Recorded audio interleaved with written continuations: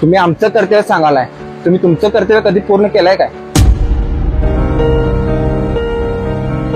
ज्याने तुम्हाला जन्म दिला, ज्याने तुम्हाला जग दाखवलं आणि तुम्ही त्यांनाच विसरला, त्यांनी तुम्हाला लहानाचं मोठं करायला तुमच्यासाठी पूर्ण आयुष्य वाया घालवलं.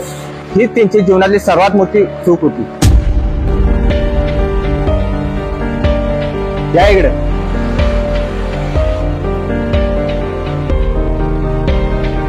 तुमच्यासारखी मुलं आहेत म्हणून आज यांची परिस्थिती अशी आहे.